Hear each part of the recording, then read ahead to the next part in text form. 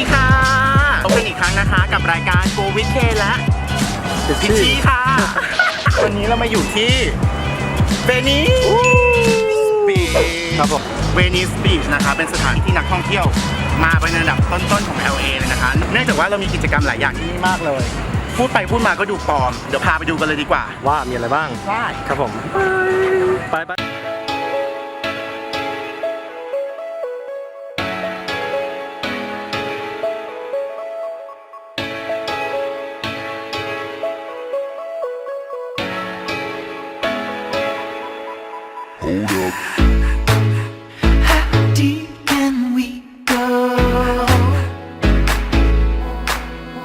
งั้นเรามาพูดถึงประวัติของเวนิสกันนิดนึงแล้วกันเศรษฐีโรงงานยาสูบเมื่อสมัยปี 1905 ได้มาค้นพบสถานที่นี้ที่เขาแต่ก่อนเขาเป็นในนี้ค่ะพื้นที่ขุดเจาะน้ำมันใช่ซึ่งแบบจริงๆมันก็นานมาแล้วแต่ตอนนี้ลองดูนะคะว่ามันเปลี่ยนไปเยอะขนาดไหนเพราะว่ามันก็มีทางกิจกรรมเช่นแบบคนมาโชว์เต้นหรือว่าข้างหลังก็จะเป็นหลุมสเก็ตชื่อดังนิตยสารเกี่ยวกับสเก็ตต้องมาถ่ายใช่รู้ไหมว่ามูลค่าเนี่ยเท่าไหร่2 ล้าน US ดอลลาร์แพงมากเลยบางคนเหมือนได้ชื่อเสียงได้เป็นแบบเป็นซูเปอร์สตาร์สเก็ตบอร์ดเดอร์อะไรพวกนี้อีกอย่างหนึ่งเรื่องเวนิสบีชที่เนี่ยเขาจะดังกันเรื่องกัญชาโน้นก็จะเป็นสนามบาสเกตบอลที่อยู่ติดกับห้องน้ำแล้วก็ต่อไปตรงนั้นก็จะเป็นจิมร้านค้าเต็มไปหมดแล้วข้างหลังนั้นมีอะไรครับเหมือนจะเป็นคนเต้นกันเลยไปดูกันเถอะ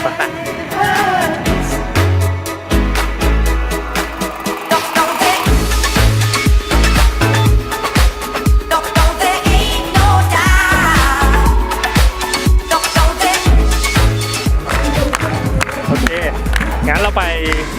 ต่อดีกว่า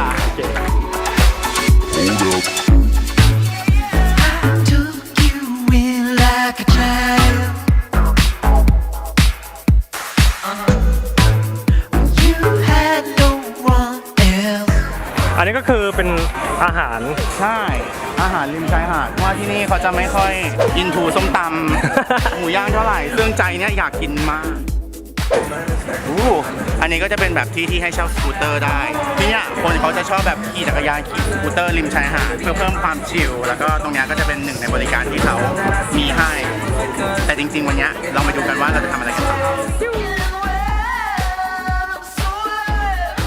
อันนี้ก็คือ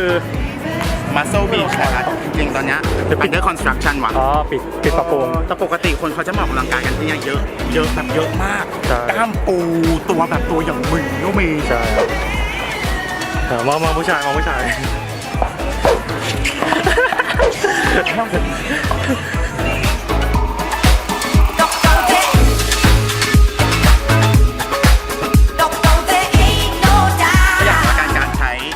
การใช้สถานที่ในการเล่นเทนนิสนะคะก็อย่างเช่นถ้าพี่เดินมาก็มีคนเล่นอยู่ทั้งหมดเลยถ้าเป็นพื้นที่ว่างอย่างเงี้ยก็คือเข้ามาได้เลยเพราะว่าไม่มีคนจองเพียงแค่เตรียมอุปกรณ์มาเล่นกันแค่นั้นโอเคเลยแต่เราไม่มีอุปกรณ์ถ่ายรูปดีกว่าถ่ายรูปกันดีกว่า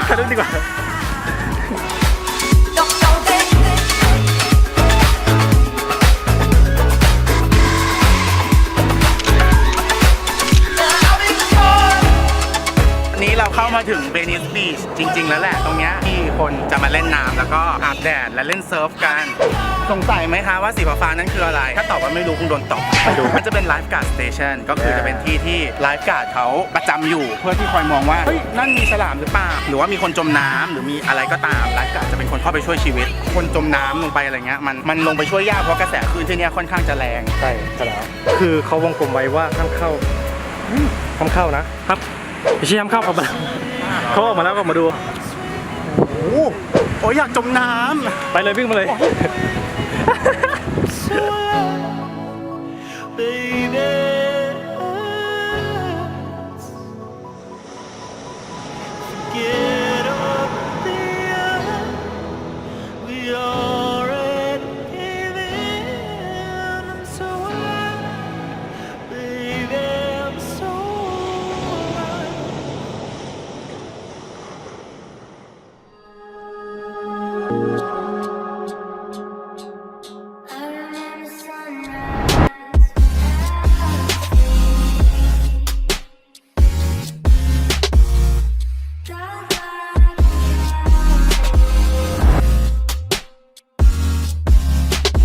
ตรงนี้นะคะก็จะเป็นที่ที่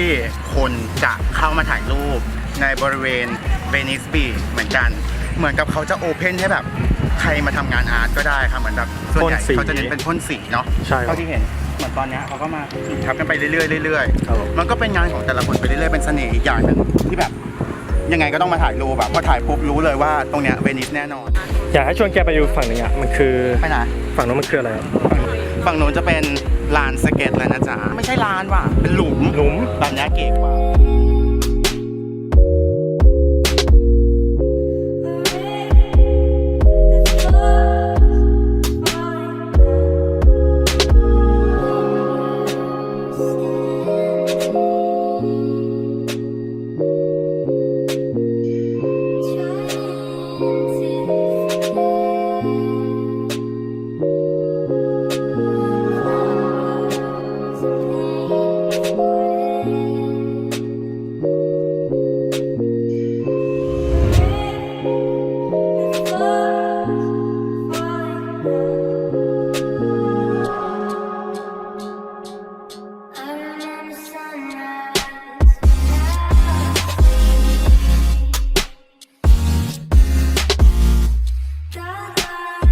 อันเนี้ยคือเป็นกิจกรรมที่เรางงมากเพราะว่าไม่เคยเจอมาก่อน แต่เท่าที่สังเกตมันจะเป็นการที่แบบเขาเอามือตีบอลเข้ากับกำแพงเคลื่องไปปุ๊บแล้วก็ตีปับเข้ากับกำแพงแค่นั้นนะก็เป็นกิจกรรมที่แปลกดีนะแล้วคนก็มารวมตัวกันแบบในช่องแล้วก็ตีออกกำลังกายกันก็สนุกดี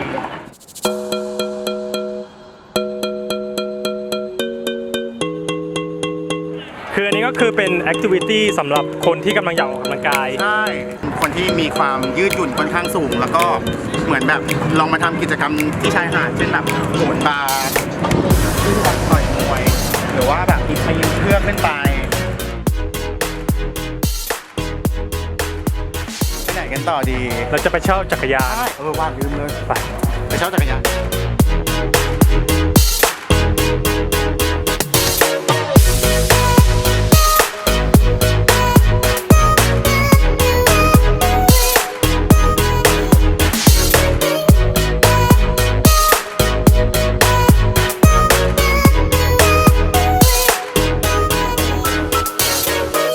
ต้องครบเลยนะคะเพราะว่า เดี๋ยวมีคนขโมยไป นี่นะคะจะเป็นไลฟ์การ์ดสเตชันที่เป็นสีเรนโบว์โลเคชันตรงนี้ก็จะอยู่ตรงข้ามกับ Starbucks ที่อยู่บนเวนิสบีชเลย ก็เซิร์ชคำว่า Starbucks อยู่ใกล้ๆถนนเมนนะคะมันจะอยู่ห่างไม่ไกลมาก ใช่ครับ แล้วก็เดินตรงเข้าหาดมาเลย แล้วก็จะเจอเลย นู่นสตาร์บัคอยู่นู้น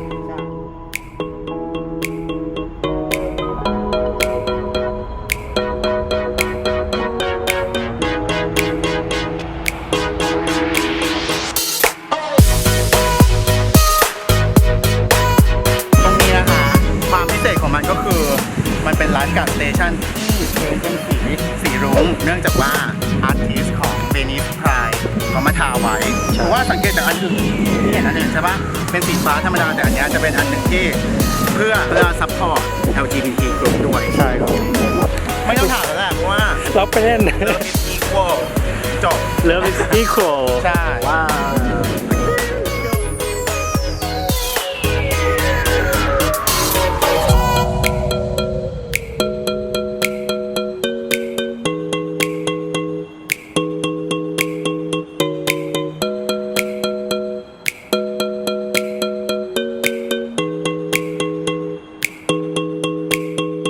ถึงจุดสุดท้ายที่เราพามาดูกันก็คือท่าเรือหรือเวนิสเพีย ใช่ที่ตอนนี้เรากำลังจะไป ไปข้างล่างของเพีย มันมีอะไรเหรอข้างล่าง มัน อ่ะ มีมันเป็นไอ้นี่ไงมันเป็นโครงสร้างแล้วมันเป็นเสาที่สวย แล้วตอนนี้พระอาทิตย์กำลังตกนั่นแปลว่าเมจิกอาเวอร์กำลังเกิดขึ้น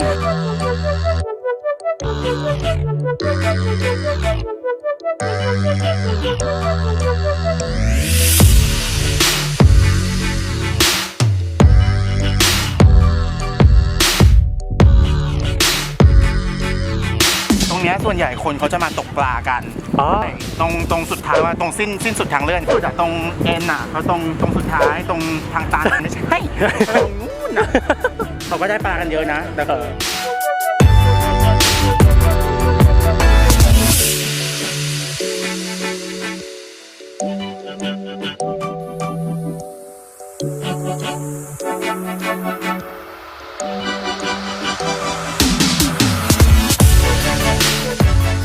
เคงั้นวันนี้เรา